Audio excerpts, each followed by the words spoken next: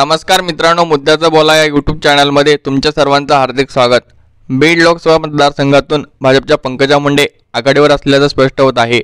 TV9च्या पोलनुसार बीडमधून शरद पवार गटाचे उमेदवार बजरंग सोनवणे यांना सलग दुसऱ्यांदा पराभवाला समोर जावे लागणार आहे। यातून नेमका काय निकाल लागणार हे जरी 4 जून रोजी स्पष्ट होणार असले तरी आता सर्वेनुसार मात्र मुंडेंना मतदारांनी कौल दिल्याचे सांगितले जात आहे। मराठवाड्यातील जालन्यात मराठा आंदोलनाचा धक्का लोकसभा निवडणुकीत सत्ताधाऱ्यांना बसण्याची शक्यता आहे। या आंदोलनामुळे 2 समाजात मोठे मताचं ध्रुवीकरण झालं।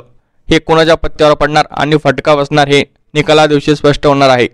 त्यापूर्वी पोलनुसार बीडमध्ये पंकजा मुंडेंना कौल मिळत असल्याचे सांगण्यात येत आहे। बीड, जालना आणि परभणी या 3 लोकसभा मतदारसंघात मराठा आणि ओबीसी फॅक्टर मोठ्या प्रमाणात दिसून आला। त्यानुसार बीडमध्ये पंकजा मुंडे आणि शरद पवार गटाचे बजरंग सोनवणे यांच्यात जोरदार लढत झाली। यात मुंडे बाजी मारणार असल्याचं एक्झिट पोलनुसार समोर येत आहे। बजरंग सोनवणे सलग दुसऱ्यांदा बीडमधून लोकसभा निवडणूक लढवत आहेत।